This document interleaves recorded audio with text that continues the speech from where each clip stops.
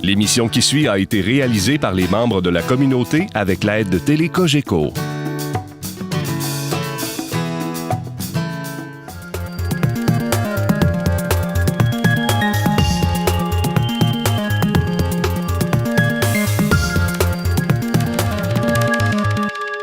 Cette semaine, dans le cadre de notre capsule financière, on retrouve M. Sylvain Marleau, conseiller en placement pour la financière Banque nationale.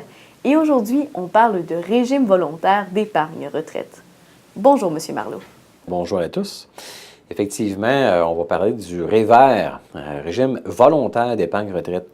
Vous savez qu'actuellement, au Québec, il y a à peu près 30 % de la population qui a un fonds de pension de l'employeur.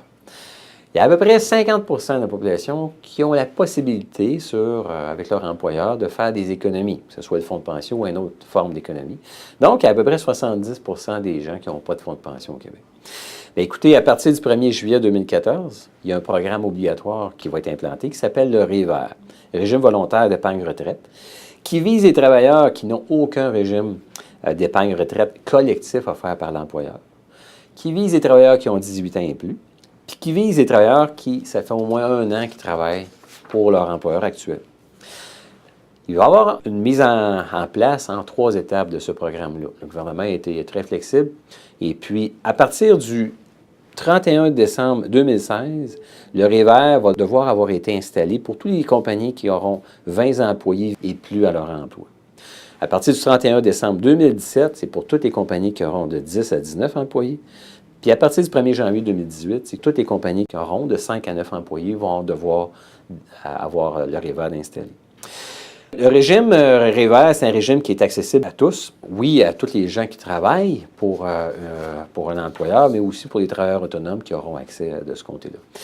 Au niveau des employés, là, des travailleurs, il y a des bonnes raisons pour adhérer au REVER. Il y a des bonnes raisons à ce programme-là. Mentionnons qu'il y a une adhésion qui est automatique et volontaire. L'employeur va être obligé de prendre toute sa liste d'employés pour leur offrir le REVER, mais l'employé peut arriver puis signer une demande pour ne pas, volontairement, ne pas cotiser dans le REVER. Ça va être des régimes qui vont être adaptés aux réalités du marché du travail, okay? Parce que l'époque où un employé rentrait dans une compagnie puis passait sa vie là, c'est terminé. Et puis, les régimes vont être transférables dans d'autres employeurs, etc. Ça va être très adapté. Ça va être des régimes qui vont être adaptés à la situation de chacun.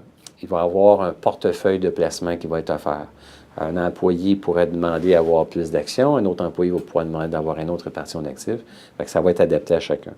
C'est des régimes qui ne devraient pas être trop coûteux, dans le sens que les banques, entre autres, là, vont offrir le REVER à tellement de monde que l'administration de ça devrait être moins dispendieuse que si c'était ça.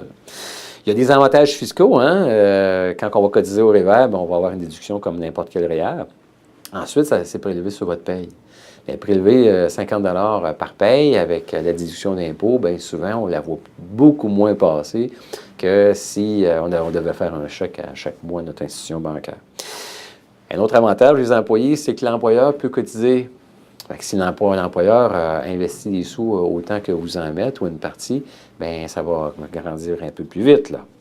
Puis, ces agents-là pourront être transférés n'importe quand, en tout cas sur certaines modalités, dans un compte de retraite immobilisé.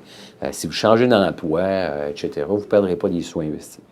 Du côté de l'employeur, il y a plusieurs avantages. C'est un régime qui est très accessible, qui va être offert par des institutions bancaires, puis qui va être packagé d'un coup, puis les gens, ça ne sera pas difficile à gérer. Est-ce que l'employeur est obligé de cotiser? La réponse est non. C'est sûrement avantageux de cotiser pour l'employeur, mais l'employeur ne sera pas obligé de le faire. Ensuite de ça, c'est bien important de mentionner que des entreprises qui auraient, par titre d'exemple, 30 employés, 2 dans le bureau, 28 sur la construction, donc il y a 28 employés qui sont servis par le régime, le fonds de pension, l'Office de la construction du Québec, bien, l'employeur va quand même être obligé de respecter les normes pour les entreprises qui ont 30 employés, parce que il y a 30 employés, même s'il y en a juste 2 dans le bureau. Puis si les 2 dans le bureau n'avaient pas de fonds de pension, bien, il va falloir qu'ils leur offrent un programme à ces gens-là. C'est un outil qui devrait être économique, facile à gérer. Ça va aider les employeurs à garder leurs employés. Ça peut être un élément favorable. Quelqu'un, avant de laisser son emploi, s'il y a un fonds de pension, il va y penser 2 fois. Hein, s'il s'en va travailler à un autre endroit qui n'a pas de fonds de pension. Il y a des avantages fiscaux. Le REER devrait être plus avantageux à offrir que si l'employeur fait un chèque et cotisé dans le REER de l'employé, entre autres. C'est un régime qui devrait être facile à mettre en place. En somme, là, le REER, je pense qu'on en a parlé dans plusieurs autres capsules, Karen. Il y avait un besoin, il y avait quelque chose qui était vraiment important pour nos gens, pour notre population. Puis je pense que c'est un bon pas dans la bonne direction pour tous les Québécois. Bien, merci beaucoup, M. Marleau.